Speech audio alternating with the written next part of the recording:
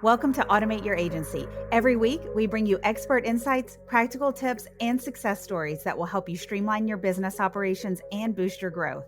Let's get started on your journey to more efficient and scalable operations.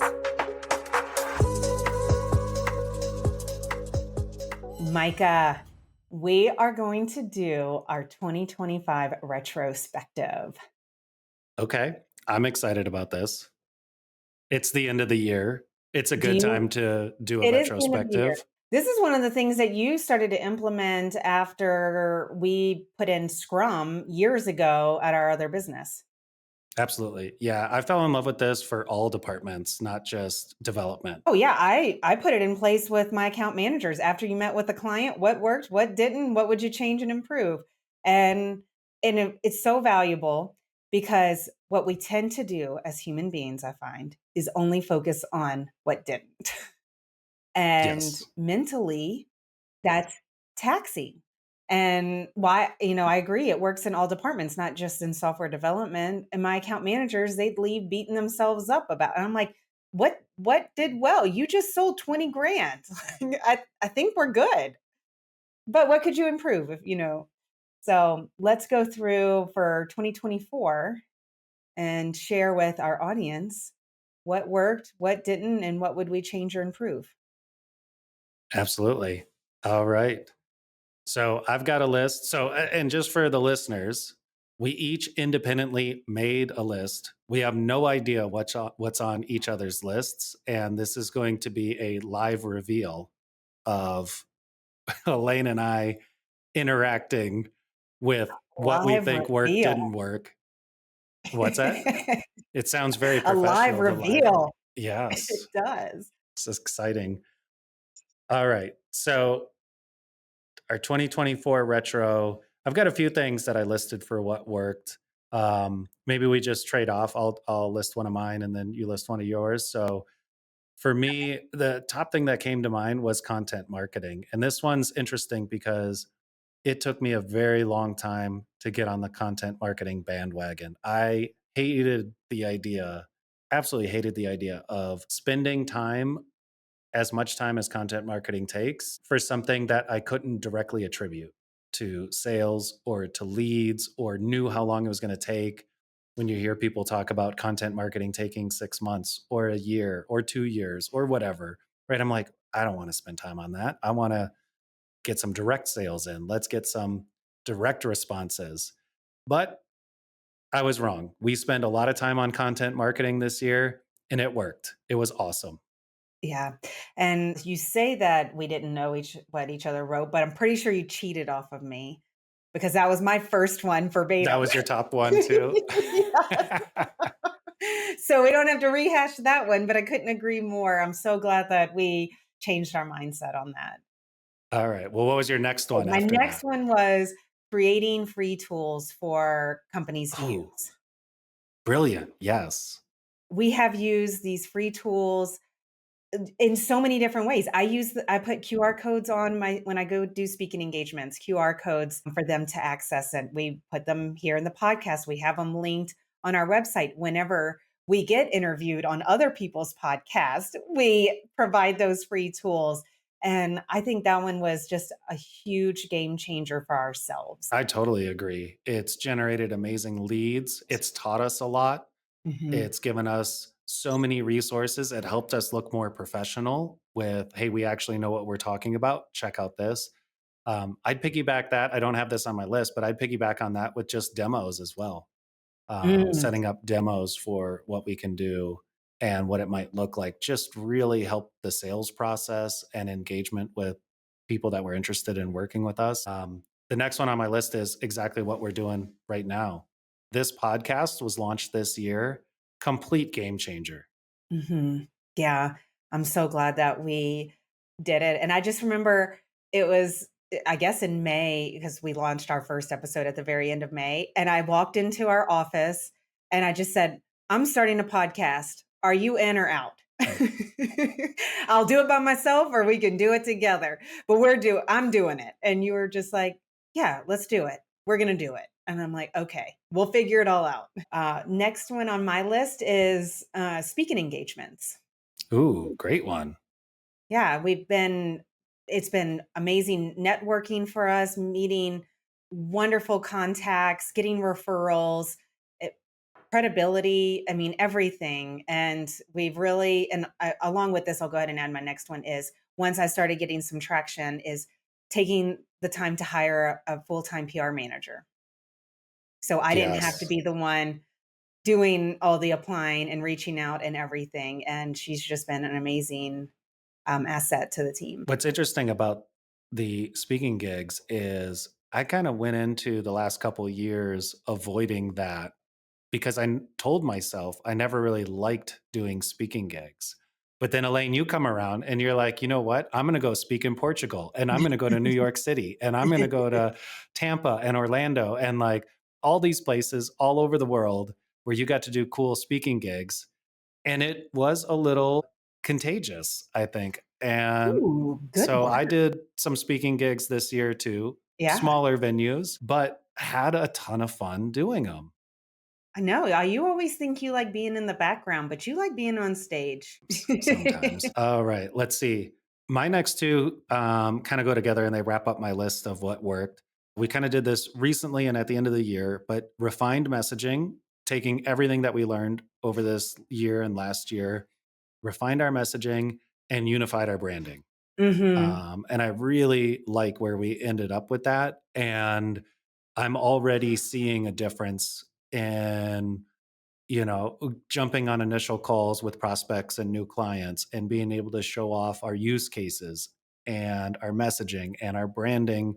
It just all resonates and it all makes sense. Whereas before we were a little bit too diversified. A little too niche or a little too diversified, it felt like, depending on which website you went to. So, for our listeners, and in case you haven't heard, we have rebranded not the podcast. Podcast is still Automate Your Agency, but our company name is Biggest Goal, and we're starting to rebrand under Biggest Goal instead of BGBO Co. and Workday Ninja. So, we're pretty excited about it, and I'm glad that we took the time to put everything together for that. Do you have other things on your what worked list? No, I think we covered them all. Yeah.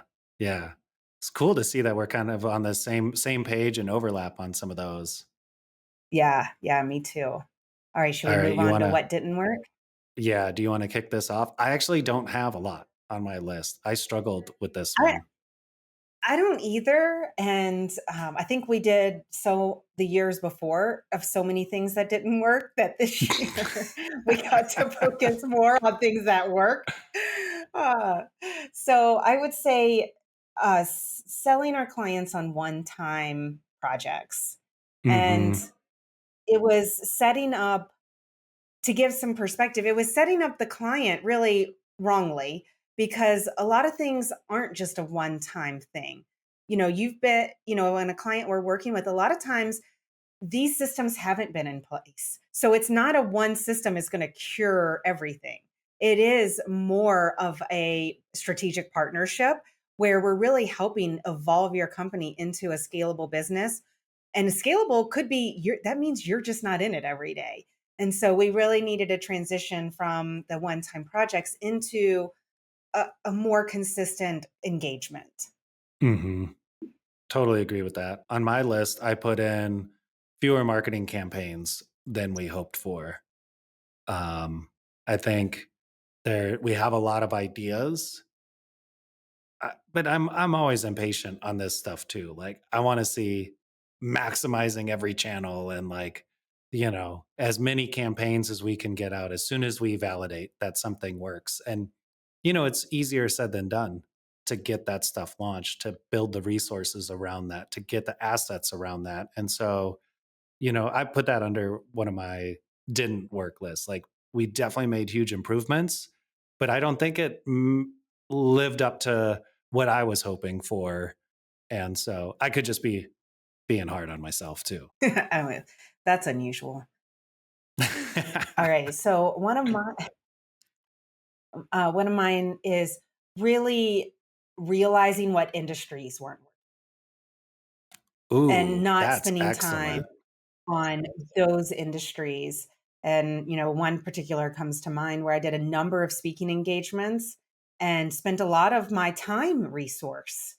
on these engagements that didn't turn into anything. And so now, after 4 or 5 of those, I'm like, you know what? Actually, I'm not going to spend any more time on that because it doesn't come with anything afterwards. And so that's not worth my time. Yeah. Yeah.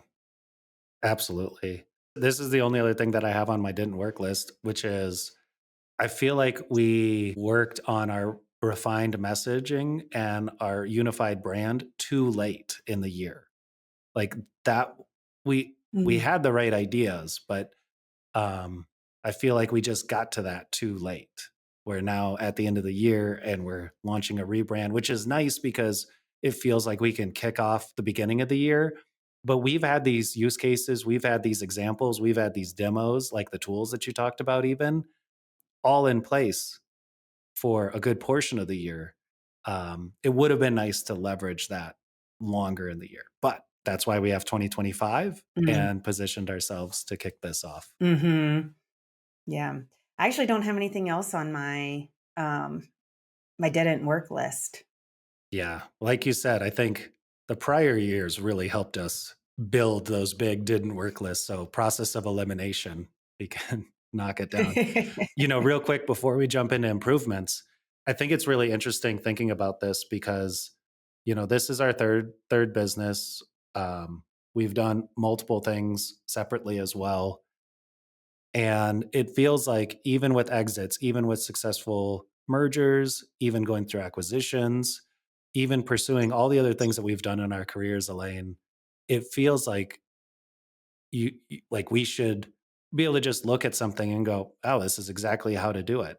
And even though we have a podcast on, helping other people not make the same mistakes we did, it doesn't mean we're still not making mistakes. Like the market changes, the technology changes, the way in which you market and promote your brands Mhm. change. And so, even though things worked 5 years ago or 6 or 8 years ago, it doesn't mean like that stuff will still work. You're still, or we're still Mhm. constantly learning. Yeah. And I always say too, even to myself sometimes, is if I if I wanted to keep doing what I was doing before with our previous company, then I wouldn't have sold it. I was ready for Hmm. something new. This company is completely different. We're not doing automotive ad agency stuff. We're not doing content management, for other companies. So this has got it's a new company with its new challenges for us, and it keeps things very interesting for sure. Every day. All right. Improvements that we could make based on what we've learned about what worked and what didn't work. I think the biggest one that and this is going to sound just so naive, but the expectation for myself has had to change on how long things take to execute. Mm, Nothing is as easy as we think it is, even if you and I are doing it, and we're pretty fast people at things. It takes so much yeah. longer. Even, hey, can you get this video on YouTube? Okay, well, that's not that easy. you know, what's your thumbnail? What's your description? What's your title? Sure, we can have ChatGPT and AI write most of it, but it still needs to get uploaded, it needs to get edited. And so, everything it takes time.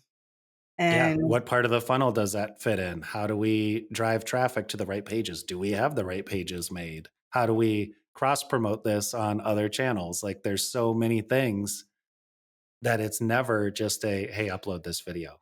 yeah, and I think I that love that. applies to everything in the business. Yep. So my first one is one that we've been talking about a lot recently, and that's how do we maximize the channels that are working? Yeah. I I think we focused our brand, we focused our messaging, we've, really done a good job on that this year. Now we focus our marketing because we see what works. We can see like we validated really where things are happening. So maximizing that. And my second one kind of piggybacks on this, which is I think we could easily 3x or 5x our content marketing. Like we have Mhm, so many ideas. And it's this mhm. whole thing that you were just talking about with the YouTube. Like when I first thought about content marketing, it's like, oh, we're going to put this on YouTube. But there's a lot that goes into it to make sure that it works, that we get the value, that people like what we're doing. And we're still, I would say on the YouTube side, not the best. So I Mhm, think there's definite improvements that we mhm. can make on that. Yeah. Yeah, I mean, even where like, let's just use the podcast for an example. When we first started, we didn't do video, we just did audio. All right, we got our legs on that, and then we started recording video. Okay, we did that, and then, hey, while we're editing, if we're talking about certain things, let's drop in screenshots or, a walkthrough of what we're mentioning. Okay, great. Now we improved that. And then we hired a full-time podcast manager, and now we've added quote graphics to our LinkedIn post and, creating those. So every time we get our legs on something, okay, how can we improve it? And I've been really big on this, Mike. I know you're sick of hearing me, but I'm like, we're not changing anything. What can we improve? Because Hmm. things are working. We just need to improve. And so, like, I think that's like the perfect example is like we just each little piece we get, okay, how can we improve that? Perfect. We did that. Let's improve that.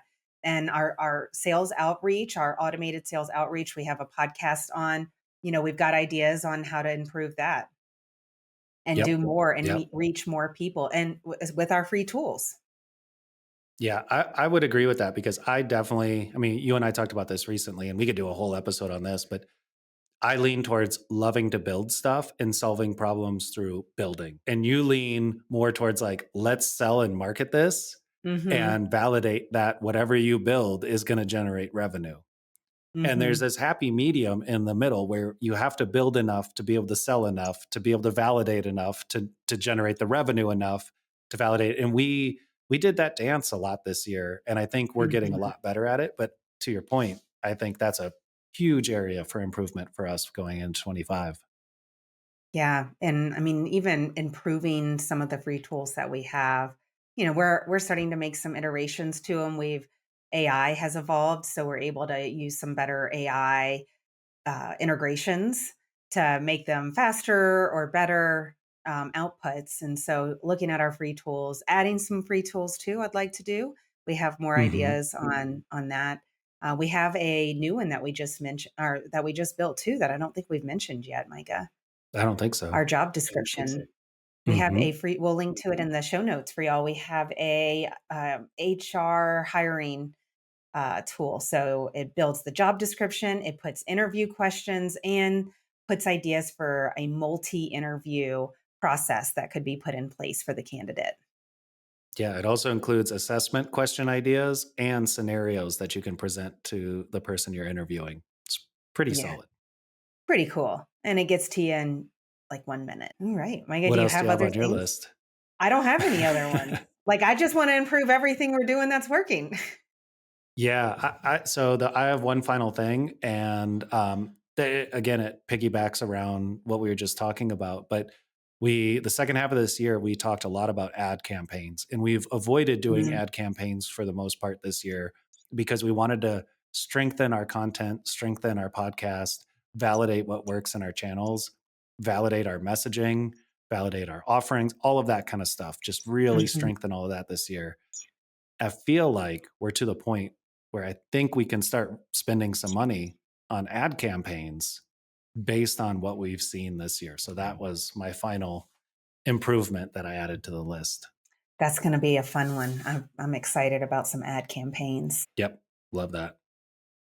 All right. So that is our 2024 retrospective and some of the things that you can expect to see coming down the pipeline in 2025 from us. And we'd love to hear what your retrospectives are. So please shoot us a note and tell us what worked, what didn't, and what would you improve.